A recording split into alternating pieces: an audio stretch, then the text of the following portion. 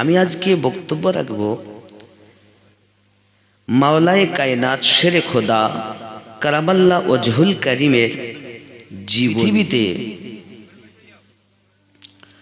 রজব মাসের 13 তারিখ বা রোজ শুক্রবার আল্লাহ পাকের খানায়ে কাবার ভিতরে যিনি জন্ম নিয়েছেন তার নাম আলী ইবনে আবু তালিব। জোরে বলুন সুবহানাল্লাহ। আম্মা জানের নাম ফাতিমা বিনতে আসাদ, পিতার নাম আবু তালিব। আব্দুল মুতাল্লিব রাদিয়াল্লাহু তাআলা আনহুর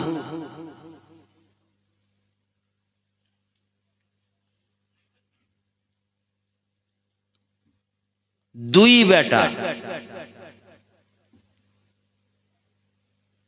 মোট অনেকটা কিন্তু দুটির কথা বলছি আমি। বড় ছেলের নাম আবু তালিব, ছোট ছেলের নাম আব্দুল্লাহ। আব্দুল্লাহ রাদিয়াল্লাহু তাআলা আনহু থেকে আমাদের নবী পাক, আবু তালিব থেকে হযরতে আলী পাক।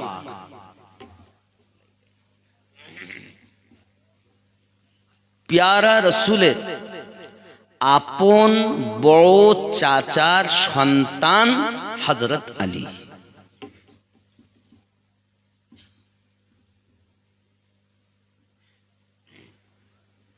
পৃথিবীতে তরিকত কেউ বলেছেন 4টি, কেউ বলেছেন 7টি, কেউ বলেছেন 13টি। এই তরিকত গুলো ভেঙে শাখা প্রশাখা আমার জানা মতে 160 পৌঁছে গিয়েছে। কথা বললাম, আমার জানা মতে 160।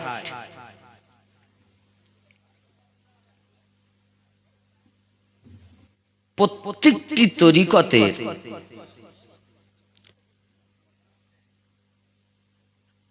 ফায়েজ নবী পাক সাল্লাল্লাহু আলাইহি ওয়াসাল্লাম থেকে হযরতে আলী কারামাল্লাহ ওজহুল কারীম হয়ে আপন আপন সিঁড়িতে মুর্শিদদের কাছে এসে দাঁড়িয়েছেন। বিশেষ করে কাদরিয়া তরিকত যদি আপনি দেখেন, এটাও নবী পাক থেকে মাওলায়ে কায়নাত হয়ে, হাসানে পাক হয়ে, হুসাইন পাক হয়ে, জয়নুল আবেদিন পাক হয়ে, ইমাম বাকার পাক হয়ে, ইমাম জাফর সাদিক পাক হয়ে, ইমাম মুসা কাজিম হয়ে, ইমাম আলী রাজা পাক হয়ে, ইমাম তাকি আলী পাক হয়ে, ইমাম নাকি আলী পাক হয়ে, ইমাম হাসান আসকারি পাক হয়ে কাদরিয়া তরিকত এসেছে। চিস্তিয়া তরিকত একই, সোহরবর্দিয়া তরিকত একই, নকশবন্দিয়া মুজাদ্দিদিয়া তরিকতে 2 রকম সাজারা আমার কাছে আছে। এক আছে নবী থেকে হযরতে আলী কারামাল্লাহ ওজহুল কারীম হয়ে, আর এক আছে নবী পাক থেকে হযরতে আবু বকর রাদিয়াল্লাহু তাআলা আনহু হয়ে এসে ইমাম বাকর হুজুরের সন্তান ইমাম জাফর সাদিক রাদিয়াল্লাহু তাআলা আনহুতে এসে মিশেছে। এই 12 ইমামের 6 ইমাম আবু বকর রাদিয়াল্লাহু তাআলা আনহু থেকে এসে মিশে এটি নকশবন্দিয়া মুজাদ্দিদিয়া তরিকার সাজারা, এটাও আমার কাছে আছে। কথা বুঝতে পারছেন? আমরা হলাম হানাফি মযহাবের মানুষ। কোন মযহাবের মানুষ? হানাফি মযহাবের মানুষ। এই হানাফি মযহাবের ইমাম যিনি, ওনার নাম নোমান বিন সাবিত। মায়ের নাম ঐতিহাসিকগণ তেমন শুদ্ধ কোনো মত পাওয়া যায় না, তবে কিছু কিছু আলেমরা বলেন মায়ের নাম হলো আকিলা। ওনার আম্মা এত নেককারিনী ছিলেন, যখন কোনো মুসিবতে পড়তেন ইমামে আজম মায়ের ওয়াস্তা দিয়ে দোয়া চাইতেন, সঙ্গে সঙ্গে কবুল হয়ে যেত। বুঝবেন, এই ইমামে আজমের পীর যিনি, তিনি ইমাম জাফর সাদিক রাদিয়াল্লাহু তাআলা আনহু। যখন ওনার 68 বছর বয়স হলো, কেউ জিজ্ঞাসা করলেন যে হুজুর আপনার বয়স কত? ইমাম আজম বললেন আমার বয়স হলো 2 বছর। জিজ্ঞাসা করছেন হুজুর আপনি কি আমাদের সঙ্গে মজাক করছেন? ইমামে আজম বলছেন না। তবে হুজুর বুঝলাম না, একটু মেহেরবানি করে খুলে বলুন। ইমামে আজম বলছেন বাবা, আমি এই 2 বছরে ইমাম জাফর সাদিক রাদিয়াল্লাহু তাআলা আনহু ও আলাইহিস সালামের কাছে দীক্ষা নিয়ে বায়াত গ্রহণ করে 2 বছর কেবল আমার অতিবাহিত হলো। এই 2 বছরে আমি জীবনে যা স্বাদ পেয়েছি 66 বছরে তা পাইনি। তাই বলছি 2 বছর আমার সঠিক জীবন, 66 বছর হেলায় ঠেলায় যাওয়া জীবন, তো ওই জীবনের কোনো মূল্য নাই। আসল জীবন আমার 2 বছর। সুবহানাল্লাহ, সুবহানাল্লাহ। কথা বুঝতে পারছেন? তাহলে আমাদের মযহাবের ইমাম, তার যদি পীর ধরতে হয় তাহলে আমাদের ধরতে হবে না? কথা বলেন।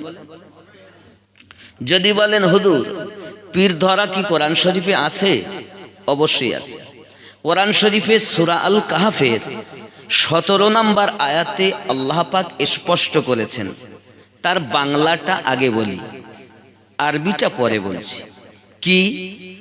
আমি আল্লাহ যাদের হেদায়াত দান করি তারা হেদায়াত প্রাপ্ত হয়, আমি আল্লাহ যাদের পথভ্রষ্ট করি তারা পথ প্রদর্শক আউলিয়াকে মুর্শিদ রূপে পাবে না।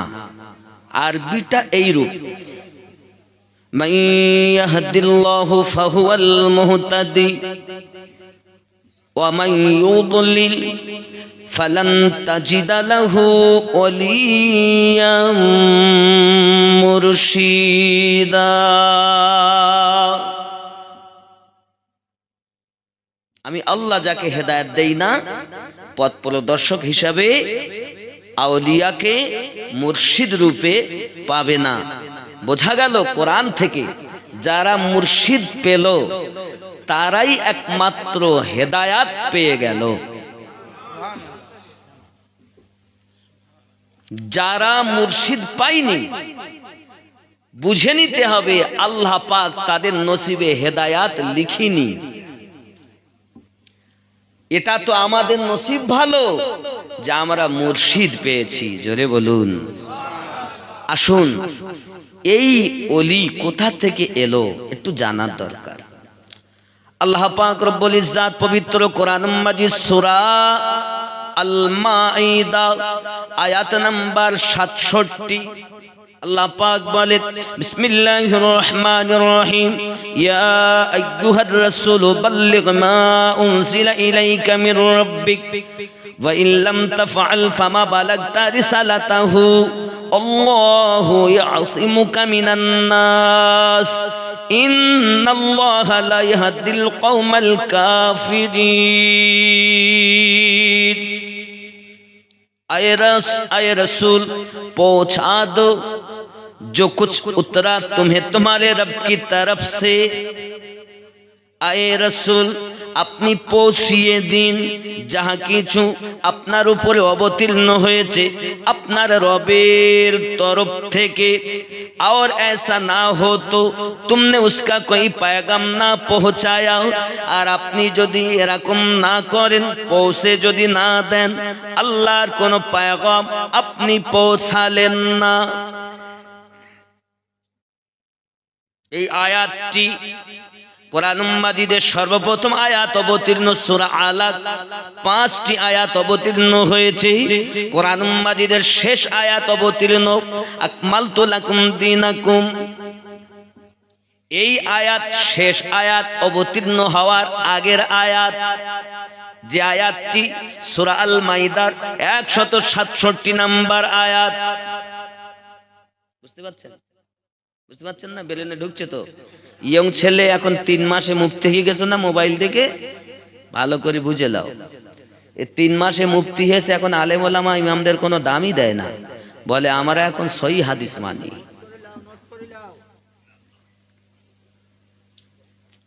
বাবাজি আমার ভালো করে বুঝুন प्यारा नबी सल्लल्लाहु अलैहि वसल्लम के अल्लाह पाक बोललेन अपनी पौঁছিয়ে দিন এই আয়াতটা কিসের আয়াত নামাজ মানুষ আদায় করে রোজা মানুষ রাখে যাকাত মানুষ দেয় হজ মানুষ করে কোরআন মাজিদের আয়াতে কারিমা 6666টি আয়াত শেষের আয়াত আকমালতু লাকুম দীনাকুম যদি হয় তার আগের আয়াত হলো এটা বোঝা গেল 6664 আয়াত অবতীর্ণ হয়ে গেছে এটি হলো 65 নাম্বার আয়াত ঠিক না নামাজের কথা অনেক আগে হজের কথা যাকাতের কথা রোজার কথা সমস্ত বিষয় আলোচনা হয়ে গেছে এটি তাহলে কিসের আয়াত এই আয়াতটি হলো বেলায়াতের আয়াত নবুয়াতে হবে নবী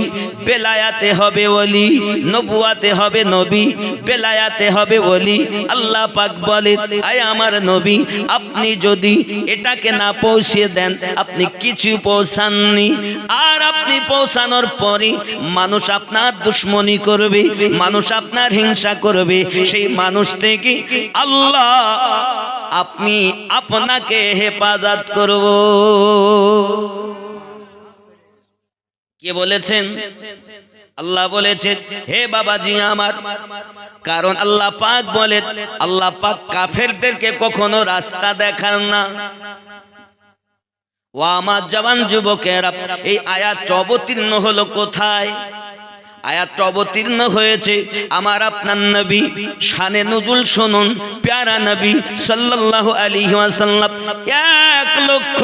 1,24,000 সওয়া লক্ষ সাহাবায়ে কেরামকে নিয়ে প্যারা নবী নূরুন আলা নূর নবী যখন হজ সমাদা করতে গেলেন বাবা ওই হজ করে আসাই আমার নবী পাক গাদিরে খুমের কাছে যখন এসেছেন সেই সময় আয়াতে কারিমা নাজিল হয়েছে প্যারা নবী নূরুন আলা নূর নবী সঙ্গে সঙ্গে সাহাবায়ে কেরামদের কি আওয়াজ দিলেন ডাক দিলেন আপনারা সকলে দাঁড়িয়ে যান প্যারা নবী পাক নূরুন আলা নূর নবী আমার উটের হাওদার উপরে দাঁড়িয়ে গেলেন আর আমার আপনার নবী আলীকে তাকাতে লাগলেন আইনা আলী ইবনে আবি তালিব কোথায় আছে আবু তালিবের বেটা আলী হঠাৎ আলী কারামাল্লাহু ওয়াজহুল কারীমকে দেখলেন নবী পাক আমার ডাক দিলেন আলী তুমি এই হাওদার উপরে চেপে যাও ওই হাওদার উপরে আলী কারামাল্লাহু ওয়াজহুল কারীম চেপে গেলেন প্যারা নবী আমার হাত মোবারকা ধরে ঘোষণা দিলেন কি বললেন মান কুনতু মাওলাহু ফাহাদা আলিউন মাওলাহু আমি নবী যাদের যাদের মাওলা আমার আলী তাদের মাওলা সুবহানাল্লাহ সুবহানাল্লাহ না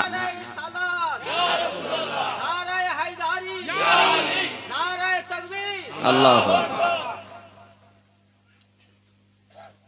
বাবজি মোহাব্বতে বলুন গৌসে ওয়াহারি গৌসে খুল নবী ইমামে রব্বানি নারে তাকবীর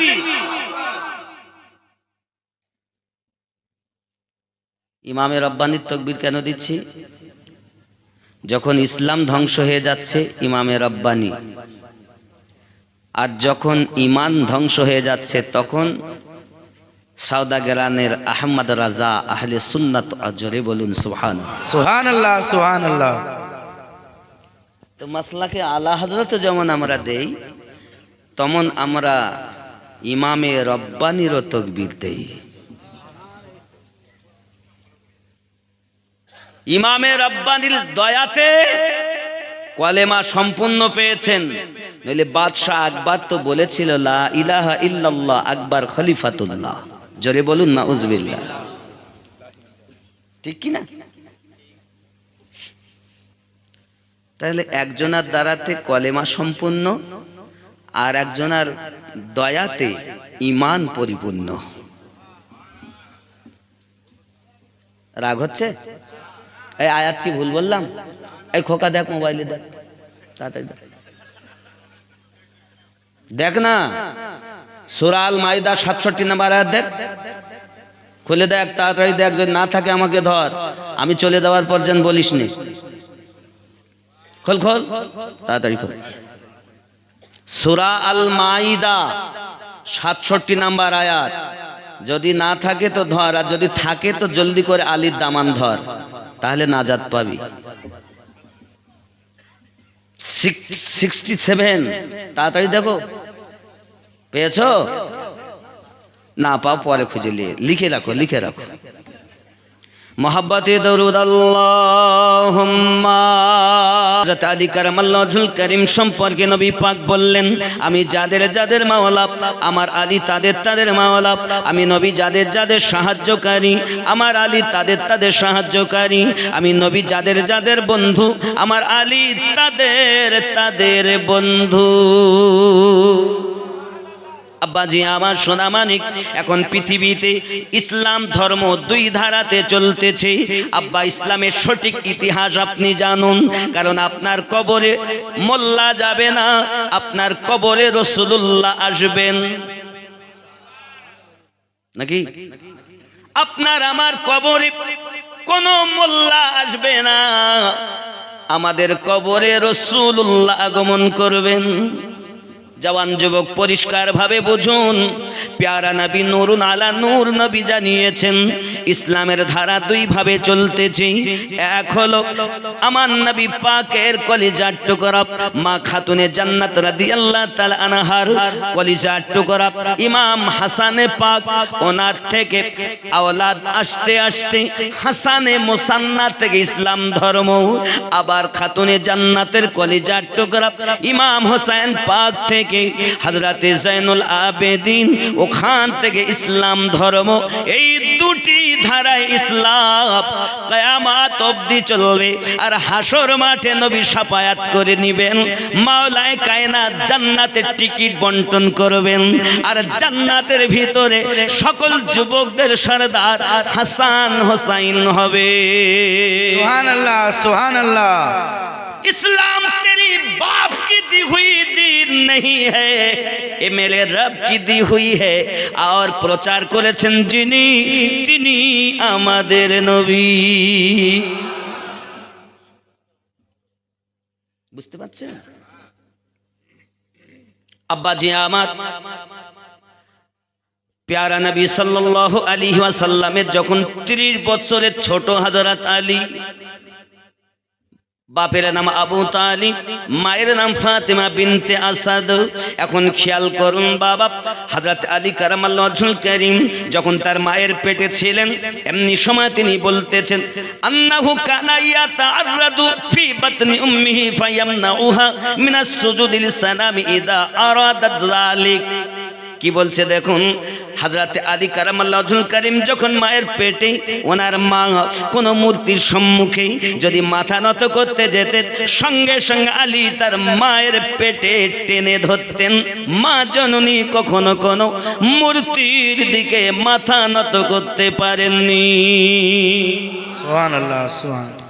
বন্ধুরে, এতটুকুই নয়, হযরত আলী কারামাল্লাহু ওয়াজহুল কারীম রাদিয়াল্লাহু তাআলা আনহু পৃথিবীর সরজমিনে মায়ের পেটেই রয়েছেন। এখন মক্কা নগরে বড় একটি মেলা লাগে বাবা, ওই মেলাতে গিয়েছেন সবাই। কাবা শরীফের নিকটে ওই মেলাটা লাগে। মেলা দেখার পরে মানুষ খানায় কাবাতে লাত উজ্জা হবল 360টি দেবতা ছিল বাবা, তাদের কাছে মাথা নত করে নিজেদের মনের কথাগুলো জেনে বলে আসতো বাপ। এসে তারা বলতো, কেউ বা সন্তান দেয়, কেউ বা হায়াত দারাজ করে, কেউ বা মৃত্যু দেয়। বিভিন্ন ভাবে তাদের মূর্তি ছিল বাবা আমার, এক একটা নয় 360 খানা।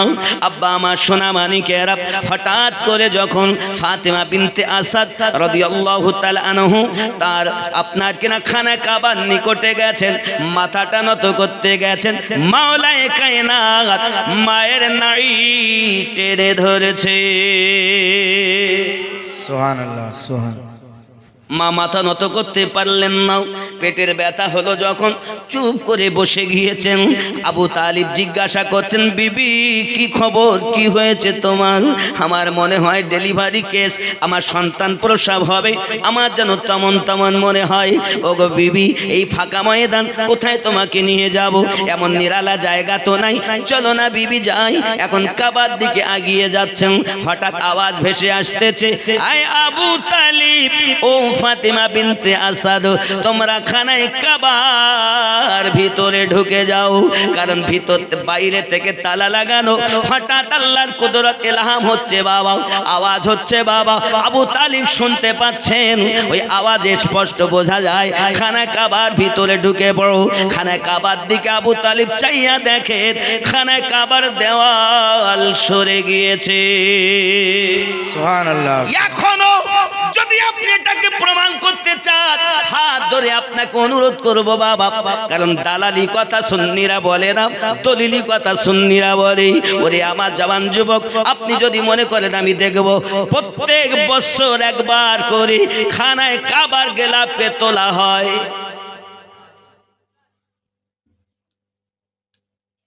হজের আগে আমার জওয়ান যুবক খুব ভালো করে বুঝবেন,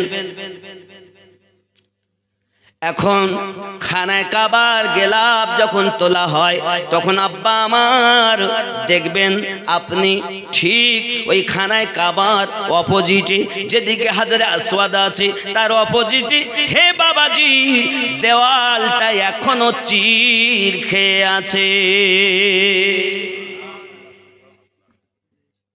এখনো দেখে আসবেন বন্ধুরে। যখন হযরত আবু তালিব এবং ফাতেমা বিনতে আসাদ খানায় কাবার ভিতরে ঢুকে গেলেন, অটোমেটিক আবার খানায় কাবার দেওয়াল আপনার মিশে যায়, কিন্তু একটি চির থেকে যায়, এখনো আছে। আব্বাজি আমার সোনা মানিক 13ই রজব তিনি ঢুকেছেন, দিন ছিল শুক্রবার। কি বার? এখন ভিতরে ঢোকার পরই আল্লাহর কি শান, চতুর্দিকে বন্ধ, সন্তান জন্মগ্রহণ করেছেন, সুন্দর দেখতে বাচ্চাটি, কিন্তু বাবা আমার কান্নাও করে না, চোখ চেয়ে তাকায়ও না। মা পেরেশান, স্বামীকে বলেন, স্বামী এখন বিষয় কি? সন্তান জন্ম নিল, আদরের সন্তান, কিন্তু সে তো চোখ খোলে না, কান্নাও করে না। কত বাচ্চা দেখেছি জন্ম নিয়ে কান্না করি, বাচ্চা তো কান্না করতেছে না, বাচ্চা তো চোখ চাচ্ছে না। মরা বাচ্চা জন্ম নিল নাকি নিথর হয়ে পড়ে আছি, কিছুই বলে না। নাকে হাত দিয়ে দেখেন নিঃশ্বাস প্রশ্বাস যাওয়া আসা করছি, না তো জীবিত আছি, তবে কেন কান্না করে না? ওগো আমার জওয়ান যুবকেরা, মা পেরেশান, আব্বা পেরেশান, কিন্তু খানায় কাবা থেকে তো বাইরে আসতে পারেন না। আব্বা আমার আপনার 13 তারিখ চলে গেল, 14 তারিখ চলে গেল, 15 তারিখ হলো, সারা দিন মানুষ খানায় কাবা তওয়াফ করে সন্ধ্যার সময় যায়, কিন্তু খানায় কাবার তালা খুলতে যায়, খানার কাবার তালাও খুলতে পারে না। মানুষের ভিড় লেগে গেছে।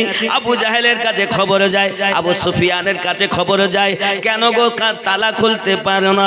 আব্বা আমার সবাই মিলে চেষ্টা করি, আবু জাহেল বারবার চাবিতে তালাতে চাবি ঢুকিয়ে দেখে, তালা কিন্তু খোলে না।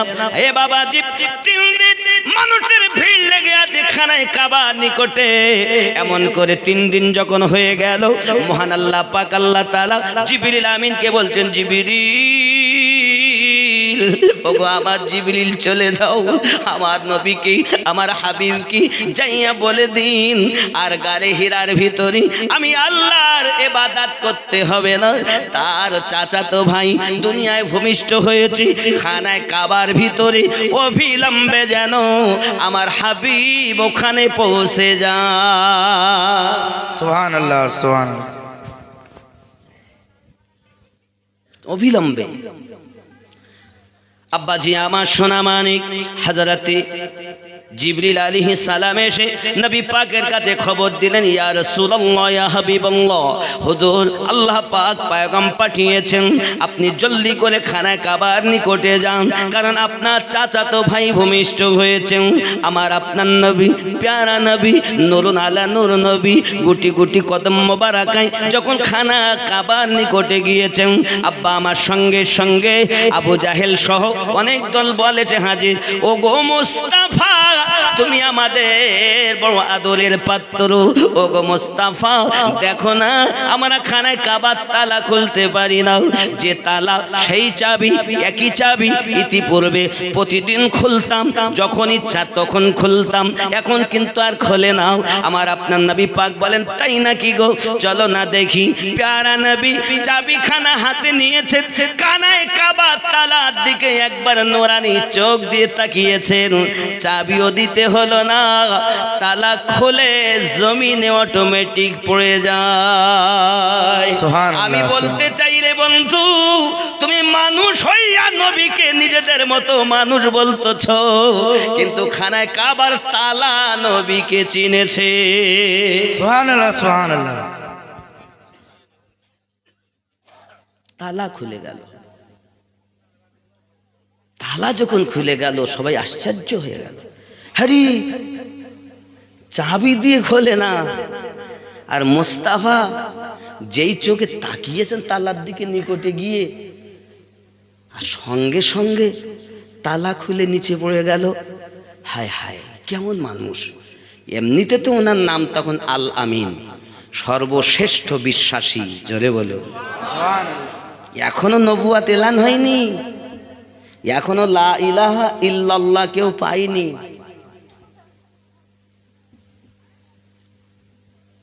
এখন নবী পাক আমার খানায় কাবার কাছে গিয়ে দরজাতে হাত মোবারকা দিলেন, দরজা খুলে গেল। বলুন সুবহানাল্লাহ। আর যেই মুস্তাফা গেছেন, চাচা মুস্তাফা বড় পেরেশান, বড় পেরেশান। আর আপনার আমার নবী পাক জবান মোবারকায় বলছেন, ধন্যবাদ ধন্যবাদ, মোবারক মোবারক। চাচা আপনি না বললে কি হবে, আমার রব আমাকে জানিয়ে দিয়েছে। কি জেনেছেন মুস্তাফা, কি জেনেছো বাবু তুমি? নবী আমার বলেন, চাচাজি আপনি যে আমার ভাইয়ের পিতা হয়েছেন, এটা আমার রব আমাকে জানিয়েছেন। কই আমার ভাই কোথায়? চাচি আম্মা বলছেন, মুস্তাফা বড় পেরেশান, বড় পেরেশান, 3 দিন ধরে এখনো চোখ খোলেনি, 3 দিন ধরে এখনো কাঁদিনি। আমার নবী পাক বলেন, চাচিমা, ওগো চাচি আম্মা, আমার ভাই হবে, চোখে অন্ধ হবে, আর সে জবানে বোবা হবে, গোঙা হবে, এটা কখনো হতে পারে না। কই আমার কোলে দেন। আপনার আমার নবী যখন নিজ কোল মোবারকায় নিয়েছেন, নেওয়ার পরে আপনার আমার নবী পাক সাল্লাল্লাহু আলাইহি ওয়াসাল্লাম নিজের লাবে দাহান তার গালে দিয়েছেন, আর দেওয়ার সঙ্গে সঙ্গে ওই বাচ্চা নয়ন দুটি খুলে দিয়েছে। সুবহানাল্লাহ সুবহানাল্লাহ। নারায়ে তাকবীর, নারায়ে তাকবীর, নারায়ে রিসালাত, নারায়ে রিসালাত। মাসলাকে আলা হযরত, মাসলাকে আলা হযরত मौलाना कारी अमीनुद्दीन नक्शबंदी साहेब। ख्याल करें, जवान होने के बाद एक दिन हुजूर सल्लल्लाहु अलैहि वसल्लम ने हज़रत अली से पूछा, तुमने मेरे आने से पहले आंखें क्यों ना खुली थी? বড় হওয়ার পর, জওয়ান হওয়ার পর নবী জিজ্ঞাসা করছেন, আলী, আমি যত সময় না গেলাম তত সময় তুমি কেন চোখ খোলনি? তো উনি বলছেন, हजरत अली ने अर्ज की, उन्हें अर्ज कर लें, आका मेरी तमन्ना ये थी कि मेरी आँख खोले तो मेरी पहली निगाह रूहे मुस्तफ़ा पर पड़े। सुभान अल्लाह, सुभान अल्लाह। কি বললেন? এই হাদিসটি আছে সহিহ বুখারী প্রথম খণ্ড 525 পৃষ্ঠার মধ্যে, মুসলিম শরীফ দ্বিতীয় খণ্ড 279 পৃষ্ঠার মধ্যে, তিরমিজি শরীফ দ্বিতীয় খণ্ড 214 পৃষ্ঠার মধ্যে, মেশকাত শরীফ 563 পৃষ্ঠার মধ্যে হাদিসটি মওজুদ। জোরে বলুন सुभान अल्लाह, सुभान अल्लाह। কি বোঝা গেল? নবী পাক বললেন, হযরত আলী কাররামাল্লাহুল করিম জওয়ান হওয়ার পর, আলী তুমি তো 3 দিনের বাচ্চা, তোমার পিতা তোমার মাতা পেরেশান, তুমি চোখ খোলো না, কান্নাকাটি করো না। আমি নবী যখন কোলে নিয়েছি, লাভে দেহান তোমার গালে দিয়েছি, সঙ্গে সঙ্গে তুমি চোখ খুললে, ব্যাপারটা কি তো আমার বুঝে আসে না। হযরত আলী কাররামাল্লাহুল করিম বলেছিলেন, নবীজি আমি রুহানি জগতে আমার রবের কাছে বলেছিলাম, মাওলা আমি দুনিয়াতে গিয়ে অন্য কিছু দেখতে চাই না, প্রথম নজর যদি আমার পড়ে ওই নজরটা যেন আপনার হাবিবের উপরে পড়ে। सुभान अल्लाह, सुभान নবী अल्लाह। আমার বললেন, আলী তুমি তো 3 দিনের বালক, কেমন করে চিনলে যে আমি নবী তোমার কাছে এসেছি?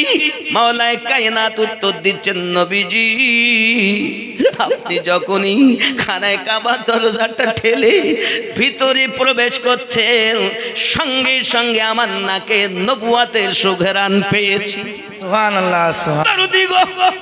যে আপনি আমারে কোলে নিয়েছেন, সঙ্গে সঙ্গে আমি দেখি না না না, এখনই নবী পাকের চেহারা দেখা যাবে না, কারণ বাচ্চারা জন্ম নিলে সন্তানদেরকে পিতা মাতা দাদি নানি আদর করে মিষ্টি খাওয়ায়, মধু গালে দেয়, মিষ্টি কথা বলবে, তাই না?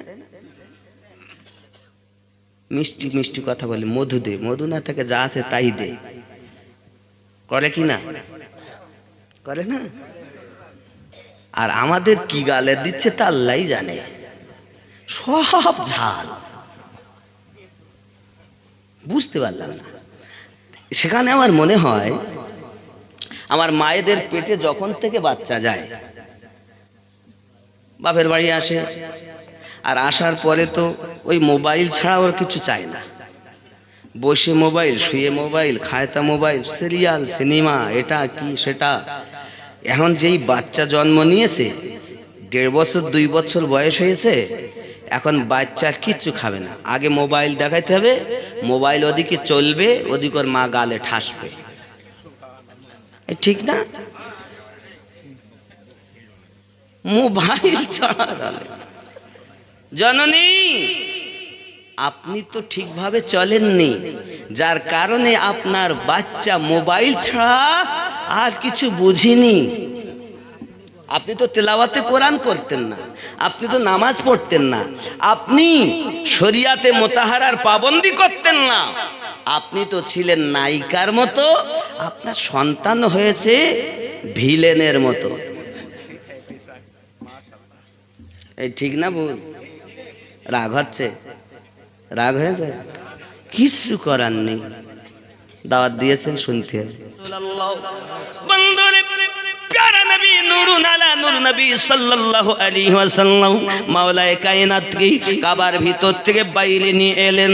এতে আমার নবী পাক নিজ হাতে গোসল দিচ্ছেন আর বলতেছেন, যার জীবনের প্রথম গোসল আমি নবী পাক নিজ হাতে দিচ্ছি, আর এই বাচ্চা আমি নবী পাকের বিদায় গোসল নিজ হাতে দিবে। सुभान अल्लाह, सुभान अल्लाह। বন্ধু আমার এতটুকুই নয়, মাওলায়ে কায়নাত কারামাল্লাহুল কারীম হযরত আলী তার নাম রাখা হলো। হযরত আলী কারামাল্লাহুল কারীমকে দেখে যখন নবী এই কথা বলেছেন, সঙ্গে সঙ্গে আবু জাহেল এগিয়ে এসেছে। বাবা আমার দুশমন মক্কা নগরে তারা এগিয়ে এসেছে, এসে বলছে মুস্তাফা মুরতাজা ওগো আল আমিন, এই বাচ্চা যদি এত ভালো হয় তাহলে আমাদের কথা হলো এটি, আমি আবু জাহেল দেখতে চাই বাচ্চা হারামি না হালালি। কেমন করে দেখবে? বলে এই কানায় কাবার উপরে একটি সাপ থাকে বাবা, ওই সাপটার নাম হলো মাইয়ারুল আরদ। কোন বাচ্চা মক্কা নগরীর জন্ম নিলে ওই বাচ্চাটাকে খানায় কাবার আপনার কিনা শিরানে চাতালে শুইয়ে দেওয়া হয়। বাচ্চা জন্মের পরে একটা ঘেরান থাকে, ওই ঘেরানে ওই সাপটা নিচে নেমে আসে। যদি বাচ্চাটাকে কামড় দিয়ে দেয় তাহলে বুঝতে হবে বাচ্চা হারামি, আর বাচ্চাকে যদি সঙ্গে চলে যায় আবু জাহেল বলে সেই বাচ্চা হলো হালালি। এই সোনামানিকেরাও আবু জাহেল বলতে চায় মুস্তাফা ওগো আল আমিন, এই পরীক্ষাটা আমাকে করতে দিতে হবে। চাচি আম্মা ছুটে এসেছেন, মুস্তাফা আমার কলিজার টুকরাকে আমি এইভাবে সাপের মুখে দিতে পারবো না। আবু তালিব বলতেছেন মুস্তাফা আমার কলিজার টুকরাকে আমি দিতে পারবো না। প্যারা নবী বলছেন চাচাজি চিন্তার কোনো কারণ নাই, ঘাবড়ানোর কোনো কারণ নাই। ওগো চাচা আপনি জানেন না, আপনি জানেন না, আমি যাহা জানি আপনি তাহা জানেন না, আমি যাহা দেখি আপনি তাহা দেখেন না। একবার আবু জাহেলকে তার কাজ করতে দাও। নবী পাক যখন বলছেন, চাচাকে চুপ করে আছেন। আব্বাজি আমার সোনা মানিক হযরত আলী রাদিয়াল্লাহু তাআলা আনহুর বয়স হলো তিন বছর 3 মাস 3 দিন। 3 দিনের বাচ্চা কত গায়ে জোর হবে? বিশাল জোর হবে না? হাজি সর্বনাশ, আল্লাহর দয়া কত! এই বাচ্চা যে একদিন উপাধি হয়ে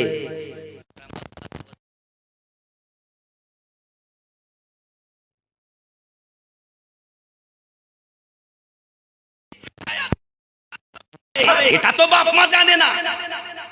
এই বাচ্চা যে পৃথিবীর জমিনে আল্লাহ টাইগার বলে পরিচয় পাবে তো বাপ মা জানে না। এখন বাপও পেরেশান, মাও পেরেশান, মনের ভিতরে হাতার ব্যথা।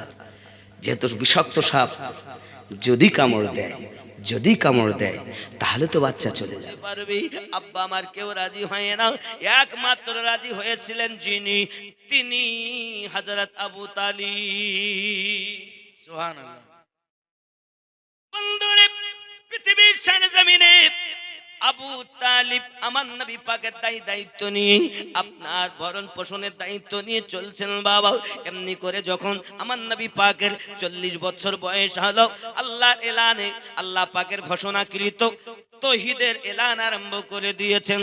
মানুষ তখন একের পর এক দুশমনে পরিণত হয়, মক্কা নগরে বড় বড় ঝঞ্ঝাট দেখা দেয়। হে জওয়ান যুবক, ওই সময়তে আমার আপনার নবী পাক সাল্লাল্লাহু আলাইহি ওয়াসাল্লামের একমাত্র সাহারা যিনি ছিলেন, তিনি ছিলেন আলী রাদিয়াল্লাহু তাআলা আনহুর পিতা। আব্বা আমার শুধু এতটুকুই নয়, হযরত আলী কারামাল্লাহুল কারীম ধীরে ধীরে আপনার কিনা বড় হয়েছেন। আস্তে আস্তে করে আপনার কিনা দেখা যায় নবী আমার যখন নবুয়ত এলান করলেন, আল্লাহ পাকের নবী আম্মা খাদিজাতুল কুবরা রাদিয়াল্লাহু তাআলা আনহার কাছে এসে যখন নবুয়তের কথা বললেন, বাবা আমার আম্মা খাদিজাতুল কুবরা রাদিয়াল্লাহু তাআলা আনহা মহিলাদের ভিতরে সর্বপ্রথম কালেমা পড়ে মুসলমান হয়েছেন। বাবা আমার বালকদের ভিতরে হযরত আলী কারামাল্লাহুল কারীম 9 বছর বয়সে তাওহীদ ও রিসালাতের ঘোষণা দিয়ে কালেমা পড়ে মুসলমান হয়েছে। সুবহানাল্লাহ সুবহানাল্লাহ। রূহানি জগতে ঈমানদার, প্রকাশ্য 9 বছর শরিয়াতে আব্বা আমার জওয়ান যুবক, এমনি করে দিন যায় রাত আসে। হযরত আলী কারামাল্লাহুল কারীম আমার নবী পাকের সঙ্গে আপনার কিনা বেশি সময় কাটাতেন। এইভাবে আপনার সময় যায় বাপজি আমার সব জায়গাতে। ওই সময় মক্কার নগরে আপনার বেশি কবিতা আবৃত হতো। ওই কবিতা আবৃত করতেন তিনি, খুব সুন্দর পারদর্শী মেধাবী ছিলেন তিনি। বড় ওনার আপনার কিনা খুব ব্রেন শক্তি ভালো ছিল। পৃথিবীর জমিনে নবী আমার জানিয়েছেন, আনা মদিনাতুল ইলম ওয়া আলিউন বাবুহা, আমি নবী হলাম জ্ঞানের শহর, জ্ঞানের দরিয়া, আমার আলী হলো তার দরওয়াজা। সুবহানাল্লাহ এখন যদি নারায়ে তাকবীর, নারায়ে তাকবীর, নারায়ে রিসালাত, নারায়ে রিসালাত, মাসলাকে আলা হযরত, নারায়ে হায়দারি, নারায়ে হায়দারি। বন্ধুরে, আলী কারামাল্লাহুল কারীমের জীবন ইতিহাস অতি লম্বা জীবন। প্রত্যেকটি জিহাদে আমার নবী পাকের সঙ্গে তিনি থেকেছেন, জীবন দেওয়ার জন্য তৈরি হয়েছেন। শুধু এতটুকুই নয়, আমার আপনার নবী যখন মক্কা থেকে মদিনায় 53 বছর বয়সে আপনার রওনা দিলেন, আল্লাহর অর্ডারে যখন রওনা দিলেন, মরণ বিছানায় মাওলায়ে কায়নাত তিনি জীবনের পরোয়া করে শুয়ে গিয়েছেন। আরো জোরে বলুন সুবহানাল্লাহ। আমাদেরকে প্রেম করতে হবে সাহাবীদের মতো। নবী পাক একটি মাত্র অর্ডার করলেন, আলী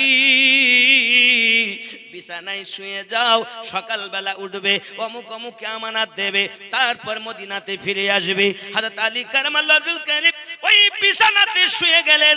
হাদিস বর্ণনা করতেছে বাবা, প্রত্যেক গোত্র থেকে মানুষ এসে, কেউ বা আপনার কিনা 40 জনের কথা, কেউ বা 80 জনের কথা বর্ণনা দিয়েছেন। জওয়ান যুবক আমার সোনা মানিক, আমার নবী পাকের মোহাব্বতে মাওলায়ে কায়নাত যখন শুয়ে গিয়েছেন, ঘুমিয়ে গিয়েছেন বাবা আমার, এমন সময়তে নবী আমার রওনা দিয়েছেন। সকাল হয়ে গেল, সকাল বেলাতে সবাই বলা বলি করছে, আহা ঘর থেকে আলী বার হয়ে আসছেন। নবী কোথায় গেলেন? আলীকে জিজ্ঞাসা করছেন, আলী মুস্তাফা কোথায় গিয়েছেন? সঙ্গে সঙ্গে বলছেন, আমি কি করে বলবো, আমি তো ঘুমাচ্ছিলাম। আমি তো ঘুমাচ্ছিলাম। হে বাপজি আমার, রাগ হয়? ছেড়ে দেবো? ব্যাপার কি? সত্যি বন্ধুরে, মাওলায়ে কায়নাত শেরে খোদা কারামাল্লাহুল কারীম মক্কা মুকাররমায় আবার রাসূলের পাকের কথা মোতাবেক আমানাতগুলো বন্টন করে উনি মদিনাতুল মুনাওয়ারাতে রওনা দিয়েছেন। বাবা উটের পিঠে করে, বাবা আমার কষ্ট করে 350 মাইল পথ তিনি রওনা দিয়ে মদিনায় পৌঁছিয়ে গেছেন। আমার নবী পাক আপনার কি নাম মদিনাতুল মুনাওয়ারায় মসজিদ নববীর কিছুটা দূরে, ওইখানে আপনার নবী পাক অবস্থান করতেছেন। হযরতে আলী কারামাল্লাহুল কারীম যখন পৌঁছে গেছেন, সিদ্দিক আকবর জিজ্ঞাসা করেন, আলী হিজরতের রাতে বিছানায় কেমন ঘুম ঘুমিয়েছেন? হযরত আলী রাদিয়াল্লাহু তাআলা আনহু বলেন, আবু বকর, জীবনে এত সুন্দর ঘুম ঘুমিয়েছি, এরকম ঘুম আমি জীবনে ঘুমাতে পারিনি। আবু বকর রাদিয়াল্লাহু তাআলা আনহু বলেন, ব্যাপারটা তো বুঝে আসতেছে না, কেমন করে আপনি ঘুমিয়েছেন? ওইটা হলো মরণের বিছানা, কারণ বাইরে আছে শত্রু লাঠি সোটা তলোয়ার নিয়ে, যে কোনো মুহূর্তে ঘরের ভিতরে ঢুকে তোমাকে জবাই করে দিতে পারে, তোমাকে মেরে দিতে পারে। কেমন করে তুমি ঘুমিয়েছো? হযরত আলী কারামাল্লাহুল কারীম বলতেছেন, ওগো আবু বকর রাদিয়াল্লাহু তাআলা আনহু, নবী পাক আমাকে বলেছেন, আলী তুমি বিছানাতে শুয়ে যাও, সকালবেলা উঠবা, অমুক অমুককে আমানত দিবা, তারপরে মদিনায় আসবা। আমি আলী, আমার ঈমান, আমার বিশ্বাস, আমার কোন দলিল লাগে না। আমার নবী পাকের প্রতি হলো মায়া, আমার রাসূলের পাকের প্রতি হলো উলফত। এমন নবী যখন আমাকে শুইতে বলেছেন, নবী আমাকে উঠতেও বলেছেন, আমানত বন্টন করতে বলেছেন, আমি আলী জানি পৃথিবীর সরজমিনে আমি আলীর মৃত্যু হবে না। যদি মৃত্যু হইয়া যায়, আমার নবী পাক অপমান হইয়া যাবে, আমার রাসূলের পাক বেইজ্জতি হয়ে যাবে। আল্লাহ পাক কখনো নবীকে বেইজ্জতি বানাবেন না। সূর্য পশ্চিম দিক থেকে উদিত হওয়া সম্ভব, তবে আমার নবীর কথা মিস হওয়া সম্ভব নয়। সুবহানাল্লাহ, সুবহানাল্লাহ। এর নাম ভালোবাসা, এর নাম প্রেম। হযরত আলী কারামাল্লাহুল কারিমের আব্বা আমার সম্মান অনেক বাবা, পৃথিবীর সরজমিনে দিন যায় রাত আসে, হযরত আলী কারামাল্লাহুল কারিমের বিবাহ দাম্পত্য জীবন বাবা, জিন্দেগি জীবন অনেক লম্বা। খুব সংক্ষিপ্ত কথা বলি বাবা, জিবরিল আমিন এসে হাজির হয়ে গেছেন। ইয়া রাসূলুল্লাহ, ইয়া হাবিবাল্লাহ, আরশে আজিমে ফাতেমা আর আলীর বিবাহ হয়ে গেছে, দুনিয়াতে আপনি এবার বিবাহ পড়িয়ে দেন। আমার নবী পাক সাল্লাল্লাহু আলাইহি সাল্লাম বলেন, জিবরিল, আমার ফাতেমার বিবাহ আলীর সঙ্গে আরশে মুআল্লাতে হয়েছে, বিবাহ পড়িয়েছে কে? আমার ফাতেমার গার্জিয়ান হয়েছে কে? কারণ বিবাহ দিতে গেলে, বিয়ে দিতে গেলে কন্যার গার্জিয়ান হওয়া লাগবে না? এমনি হবে? গার্জিয়ান হওয়া লাগবে তো। তা জিবরিল, আমি তো ওখানে ছিলাম না, তবে আমার মেয়ে ফাতেমার ওখানে গার্জিয়ান কে হয়েছে, মালিক কে হয়েছে? তো হচ্ছে আপনার কন্যা ফাতেমার মালিক স্বয়ং আল্লাহ তাআলা হয়েছে। আই জিবরিল, আমার মেয়ে ফাতেমার যদি গার্জিয়ান আল্লাহ হন, তা মালিক যে হয় তার তো কিছু দেওয়া লাগে। তা আল্লাহ আমার ফাতেমাকে কি দিয়েছে? যদি বলুন। সুবহানাল্লাহ। সঙ্গে সঙ্গে জিবরিল আমিন বলছেন, হুজুর, আপনার কন্যা ফাতেমাকে মহান আল্লাহ পাক আল্লাহ তাআলা রুহে জমিন কে ওয়াকফ করে দিয়েছে। সুবহানাল্লাহ। এই যে মাটিতে বসে আছেন, এটা আম্মা ফাতেমা তো জোহরা রাদিয়াল্লাহু তাআলা ওয়াকফ করা সম্পত্তি বিবাহের দিন। এটা আপনার বাপের জমি নয়, এই জমিনের মালিক আল্লাহ, ওয়াকফ হয়েছে আম্মা জানের নামে। আব্বা আমার সঙ্গে সঙ্গে জিবরিল আমিনকে জিজ্ঞাসা করতে নাই, জিবরিল, বিয়ে পড়িয়েছেন কে? ওদের সঙ্গে বিয়ে আমি জিবরিল পড়িয়েছি। যদি বলুন না সুবহানাল্লাহ। সুবহানাল্লাহ। আমার নবী জিজ্ঞাসা করছেন, ওগো জিবরিল, আমার কন্যা ফাতিমার বিবাহ দাম্পত্য জীবনে দেনমোহর কি হয়েছে? সঙ্গে সঙ্গে জিবরিল বলেন, হুজুর, আপনার কন্যা ফাতেমা রাদিয়াল্লাহু তাআলা আনহার দেনমোহর হলো উম্মতের নাজাত। সুবহানাল্লাহ। সুবহানাল্লাহ। পৃথিবীর জমিনে আপনি বিবাহ সুসম্পন্ন করুন। আপনার আমার নবী পাক বলেন, আলীকে ডেকে, আলী, বিবাহ করার মতো সম্পত্তি তোমার আসেনি? হযরত আলী রাদিয়াল্লাহু তাআলা বলেন, হুজুর, আমার তো কি যে একটা বর্মা আছে, হুজুর, আমার তেমন কিছু সামান আমার কাছে নাই, তবে আমার বর্মা আছে, তলোয়ার আছে। আমার নবী পাক সাল্লাল্লাহু আলাইহি সাল্লাম বলেন, ঠিক আছে, তুমি বর্মাটা না হলেও চলবে, এটাকে তুমি বিক্রি করে দাও। সঙ্গে সঙ্গে নিয়ে চলে গেলেন উসমান বিন নুরাইন রাদিয়াল্লাহু তাআলার কাছে। ভাই উসমান, আমি আলী, আমার বিবাহ হবে গো, আমার এই বর্মাটা আপনি কিনে নিন, খরিদ করে নিন। সঙ্গে সঙ্গে উসমান বিন নুরাইন রাদিয়াল্লাহু তাআলা আনহু বর্মাটাকে আপনার কিনা খরিদ করে নিলেন।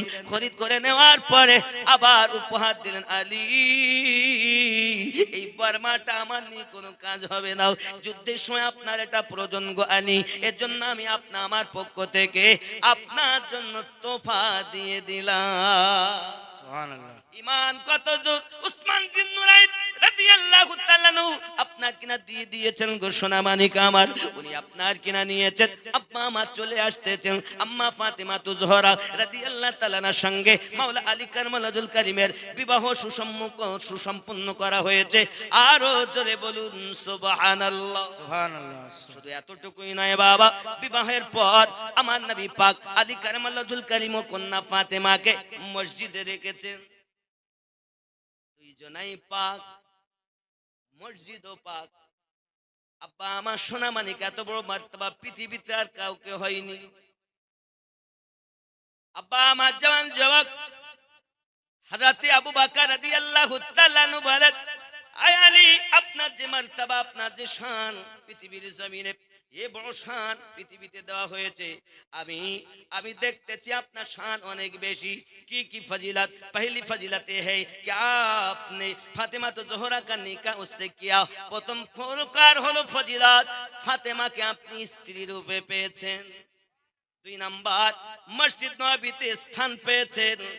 আর হালাল সে মুঝে হালাল নেই, আর যেটা সবার জন্য হারাম সেটা আপনাদের দুইজনের জন্য ছিল হালাল। সুবহানাল্লাহ। মারতাবা, আমার আমার নবী দিয়েছেন। আবু হুরায়রা রাদিয়াল্লাহু তাআলা থেকে হাদিসটি বর্ণিত। জোরে বলুন সুবহানাল্লাহ। সুবহানাল্লাহ। বন্ধুরে, হযরত আলী কারামাল্লাহুল কারীমের পাওয়ার, এত শান, এত মান। আব্বা আমার সোনা মানিকেরা, আলী কারামাল্লাহুল কারীমের তুলনা হবে না বাবা। তিনি হলেন বেলায়েতের সরতাজ, বেলায়েতের সরদার। সোনা মানিক আমার হযরত আলী কারামাল্লাহুল কারীম থেকে সমস্ত তরিকতের সাজানা এসেছে। আপনি যদি তাকে না মানেন, আপনার ইমানে ঘাটতি থেকে যাবে বাবা। স্বামী স্ত্রী দুইজনা বিবাহ করেছেন। স্বামীর ঘরে যাওয়ার, দেওয়ার, পৌঁছানোর সকল পিতামাতার আশা থাকে বাবা। নবী পাক সাল্লাল্লাহু আলাইহি সাল্লাম খাতুনের জান্নাতকে আপনার বিদায় দিচ্ছেন, শুধু এতটুকু কথা বলছেন, নবী আমার একটু মিষ্টি কিনে আনিয়ে, মিষ্টিতে আপনার কিনা ফু দিয়ে জামাইকে আর মেয়েকে খাওয়াচ্ছেন। আর মেয়েকে বলছেন, আমার কন্যা ফাতিমা কোন রকম ভাবে যেন আমার আলী গরিব মানুষ, তার কাছে কিছু চেয়ে যেন মনে ব্যথা দেবে না বাবা। হযরত ফাতিমা তুজোরা রাদিয়াল্লাহু তাআলা আনহা এমনি করে উপদেশ শুনে চলে গেলেন আপনার স্বামীর ঘরে। বাবার সঙ্গে কাউকে পাঠাননি, কারণ পাঠাতে গেলে তো আপনার কিনা জায়গা নাই। তমন সোনা মানিক আমার আম্মা খাদিজাতুল কুবরা রাদিয়াল্লাহু তাআলা না বলেছিলেন, ফাতিমা আমি যদি জীবনে বেঁচে থাকি, তোমার বিবাহ সময়, বিবাহের পরে তোমার সঙ্গে আমি যাব গো মা। কিন্তু ফাতেমা কান্না করতেছেন আব্বার কাছে। তাই নবী বলছেন, ফাতেমা কাঁদো কেন গো মা, তুমি আমার কলিজার টুকরা। পৃথিবীর সরজমিনে আমি নবী যেদিন আম্মা হারিয়েছি, তুমি ফাতেমাকে জবে থেকে পেয়েছি, আমি নবী মা হারা বেদনা ভুলে গিয়েছি। তোমার চোখে পানি হলে যেন আমি নবী সহ্য করতে পারি না গো। ওগো আমার কন্যা, কেন তুমি কাঁদছো একবার বলো না। খাতুনে জান্নাত ডাক দিয়ে বলতেছেন, হুজুর ওগো আব্বাজান, আমার বড় মায়ের কথা মনে পড়ে যায়। আমার আম্মা আমাকে বলেছিলেন, ফাতেমা তুমি যখন শ্বশুর বাড়ি প্রথম যাবে, আমি খাদিজা তোমার সঙ্গে যাব। আমার আম্মা দুনিয়াতে নাই, আমি ফাতেমা এই জন্য কান্না করতেছি। নবী আমার ডাক দিয়ে বলতেছেন, ফাতেমা মক্কা নগরে আমি যদি ডাক দিয়া বলি, এইভাবে এই মদিনাতুল মুনাওয়ারাতেও যদি আমি বলি, সবাই যাওয়ার জন্য প্রস্তুত হবে, সব নারীরা যাওয়ার জন্য তৈরি হবে, কিন্তু আমার আলীর ছোট্ট একটি ঘর, ওই ঘরে যদি তোমাকে নিয়ে থাকে আর একজনকে নিয়ে গেলে কোথায় থাকতে দেবে? মা চলে যাও স্বামীর ঘরে, কোনো দুঃখ নাই।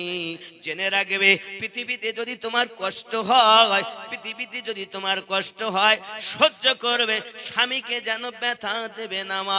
খেয়াল রাখবে, স্বামীকে খেদমত করবে, স্বামীর উপরে যেন কথা বলবে না, সব সময় স্বামীকে মোহাব্বত করবে। হযরত আলী কারামাল্লাহুল কারীমকে ডেকে বলতেছেন, এবার আলীর কাছে এসেছেন, আলী ফাতেমা আমার কলিজার টুকরা। বিবাহের পর শ্বশুর শাশুড়ি মেয়ে সঁপে দেয় না জামার কাছে, দেয় না, দেয় না? বিদায় দেওয়ার সময় বলে না, তা আমাদের উপদেশ কি হয়? আর নবী উপদেশ দিচ্ছে, আলী ফাতেমা আমার কলিজার টুকরা। কেউ যদি ফাতেমাকে কাঁদায়, সে ফাতেমাকে কাঁদালো না, আমি নবীকে কাঁদিয়ে দিল। এ আলী, আমার কন্যা ফাতেমাকে জানো তুমি কাঁদাবে না, আমি নবী সইতে পারবো না। আলী শোনো, তুমি আমার কন্যাকে নিয়ে যাচ্ছ, পৃথিবীর জমিনে সব থেকে নসিবওয়ালা ভাগ্যবান পুরুষ হলে তুমি। বন্ধু আমার, নবী পাক উপদেশ দিলেন, মেয়েকে আর জামাইকে একটু মিষ্টি মুখ করালেন, বিদায় দিলেন, চলে যাচ্ছেন বাবা। আমার নবী পাক কন্যা বিদায় দিতে কত ব্যথা, কত কলিজায় ব্যথা। প্রত্যেক পিতা, প্রত্যেক মাতা যখন সন্তান বিদায় দেয় বিবাহের সময়, সব মা, সব পিতা এরাই কাঁদে।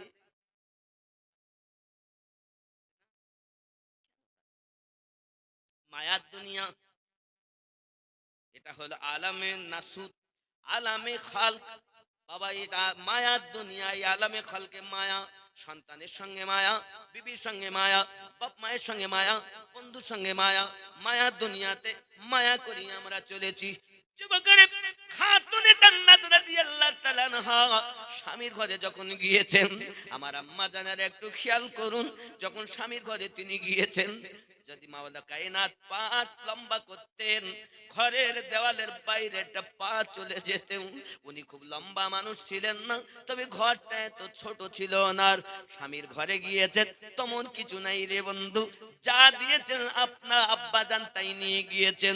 আমার নবী পাক নামাজের বিছানা দিয়েছিলেন, আল্লাহর কালাম কোরআন মাজিদ দিয়েছিলেন, একটি জাতা দিয়েছিলেন। যদি কন্যা সুবহানাল্লাহ। সুবহানাল্লাহ। আমাদের মায়েদের আমরা দেই টিভি, ফ্রিজ, টিভি দেখবে, হায়, আর আমার নবী দিচ্ছেন আল্লাহর কালাম। খাতুনে জান্নাতকে উপদেশ দিচ্ছেন, একটু খেয়াল করবেন আমাদের উপদেশ কেমন হয়। শুধু এতটুকুই নয়, আম্মা জান স্বামীর ঘরে গেছেন, 2 দিন 3 দিন কিছু খাওয়া নাই রে বাবা। আমার নবী একদিন মেয়ের বাড়ি গেছেন বেড়াতে, আম্মা জানের মুখটা যেন শুকিয়ে গেছে, আলী বাড়িতে নাই। নবী আমার জিজ্ঞাসা করেন, মা এরকম হালাত কেন? উনি সঙ্গে সঙ্গে বলছেন, আব্বুজি 3 দিন ধরে উনানো কিছু জ্বলে না। আমার নবী পাক খাতুনে জান্নাতের হাতখানা ধরে নিজের পেটে লাগাইয়াছেন। দেখেন আমার নবীর পেটে পাথর বাঁধা আছে। মারে, স্বামীর ঘরে তুই 3 দিন খেতে পাসনি, আমি দয়ার নবী আর 4 দিন ধরে কিছুই খাইনি। আম্মা পৃথিবীতে ইবাদতের পাবন্দি করবে, খাতুনে জান্নাতের ইবাদত এমন ছিল। আমার আম্মারা কিতাব বর্ণনা করতেছেন, আল্লাহ পাক কোরআন শরীফে জানিয়েছেন, ওয়াল্লাযীনা ইয়াবিতুনা লিরাব্বিহিম সুজদান ওয়া কিয়ামা। আল্লাহর কোরআনে আল্লাহ সাক্ষী দিলেন, আম্মা জান ফাতেমা জোহরা রাদিয়াল্লাহু তাআলা আনহা নামাজ পড়তেন। বাবা জীবনে তাহাজ্জুদের নামাজ তার কাজা হয়নি। পৃথিবীর জমিনে আম্মা জান নামাজে দাঁড়িয়ে গিয়েছেন, নামাজ পড়তেছেন, নামাজের সাজদা দিতেছেন। হযরতে বেলাল রাদিয়াল্লাহু তাআলা আনহুর আযানের ধ্বনি কানে এসে গেছে। আম্মা জান হাত দুটি তুলে কাঁদছেন আর বলছেন, আয় আমার রব, আয় আমার মালিক, রাতটাকে এত ছোট বানাইয়া দিয়েছো গো আল্লাহ। আমি ফাতেমার জীবন পরিপূর্ণভাবে ইবাদত হলো না, আমার মনে আমি শান্তি পেলাম না গো আল্লাহ। আমি ফাতেমার একটি সেজদা এখনো কমপ্লিট হয়নি গো আল্লাহ। হায় আমার রব, একটা সেজদায় কমপ্লিট নাই, হঠাৎ বেলালের আযান আমার কানে চলে এলো গো রব। আমি ফাতেমার মনে সন্তুষ্ট নয়, আমি ফাতেমার মনে সান্ত্বনা পেলাম না। আয় আমার মালিক, আমি ফাতেমার জীবন যতটা দিয়েছেন, যদি একটা রাত বানাইয়া দিতেন, আমি ইবাদত করে আমার বেচেন কলিজাকে সান্ত্বনা দিতাম। আমার মায়েরা তাদের জিন্দেগিতে তাহাজ্জুদ নামাজ কাজা নাই, সারা রাত ইবাদত করে ফজরে আযান হয়ে যেত, আর আমার মায়েদের ঘুম গেল না, শুধু ঘুমিয়েই যায়। সময় পেলে সিরিয়াল দেখে। আগেকার সময় যখন সকালবেলার গ্রামে 12 হওয়া যেত, বাড়িতে কোরআন মাজিদের আওয়াজ শোনা যেত। আর এখন গ্রামে যদি বাড়ানো যায় তো শুধু নাক ডাকানো আওয়াজ শোনা যায়, আবার কারো ঘরে বেলা হয়ে গেলে সিরিয়ালের আওয়াজ শোনা যায়। জননী, সিনেমা সিরিয়াল দেখা বন্ধ করে দাও, আল্লাহর কোরআনটাকে খুলে দাও। নিশি রাতে উঠে একটু আল্লাহর দরবারে ঝুঁকে যাও। আমার আল্লাহ পাক বলেন, কোন বান্দা কোন বান্দি যদি আরামের বিছানা ত্যাগ করে দিই, আমি মাবুদের কাছে আপনার কিনা সেজদায় ঝুঁকে যায়, আমি আল্লাহ তাকে বন্ধু বানাইয়া নে। সুবহানাল্লাহ। সুবহানাল্লাহ। বন্ধুরে, আম্মা ফাতিমা জোহরা সালামুল্লাহি আলাইহা, পৃথিবী সরজমিনে এরকম শীতের রাত, বড় লম্বা লম্বা রাত হতো। উনি লম্বা লম্বা রাতে লম্বা লম্বা সেজদা করতেন, সারা রাত কাটিয়ে দিতেন। রাত শেষ হয়ে যেত, আম্মা জানের সেজদা শেষ হতো না। জননী, যদি ভালো হও সন্তান ভালো হবে। আজ যদি ভালো না হন সন্তান কিন্তু ভালো আশা করা যায় না। আম্মা জানের ঘরে বড় অভাব, খাওয়া নাই দাওয়া নাই, অনাহারে থাকতেছে। আল্লাহ পাকের দয়া, প্রথম সন্তান ইমামে হাসান জন্ম নিলেন, নাম রেখেছিলেন হাসান। বলুন সুবহানাল্লাহ। সুবহানাল্লাহ। সন্তান জন্ম নিচ্ছেন, এক নামাজের অপর নামাজের রক্তে আম্মাজান নামাজ আদায় করছেন, কারণ ফাতেমাও পাক, সন্তান তিনিও পাক, যার সাথে বিবাহ হয়েছেন তিনিও পাক, যার কন্যা তিনিও পাক। সুবহানাল্লাহ। পবিত্রতা তাদের নামাজের তুলনা।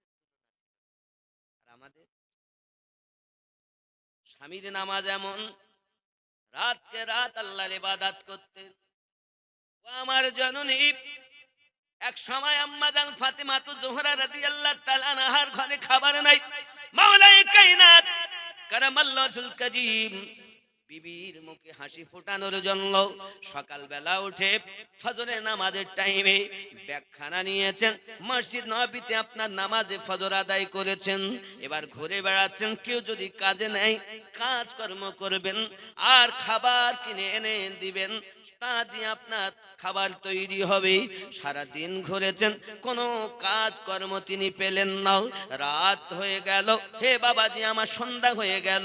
মসজিদ নববীতে নামাজ আদায় করেছেন মাগরিবের, আব্বা আমার অপেক্ষা করে বসে রয়েছেন। বন্ধু, এমনি করে আপনার কিনা বাড়িতে এসেছেন এশার নামাজ পড়ে, স্ত্রী খাতুনে জান্নাত রাদিয়াল্লাহু তাআলা আনহা স্বামীর অপেক্ষায় করে রয়েছেন।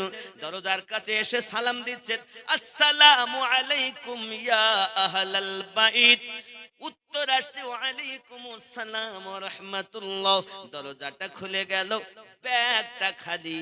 স্ত্রী জিজ্ঞাসা করেন, স্বামী আমার আরাম করুন, আসুন আপনার কষ্ট হয়েছে একটু খেদমত করে দেই, বুঝি কর্ম আপনি আপনার হয়নি। হে বাবাজি, স্ত্রীর কথা শুনে দেখবেন স্বামী যতই কষ্ট করে বাড়ি আসুক না কেন, যদি তার স্ত্রী, মহিলাদের সব থেকে ভালো জিনিসটা হলো তার মুখের মুচকি হাসি। স্বামী যদি বাড়ি আছে, স্ত্রী যদি তাকে মুচকি হেসে দি, একটুখানি আনন্দ দেয়, রাস্তার কষ্ট, মেহনতের কষ্ট সব ভুলে যায়।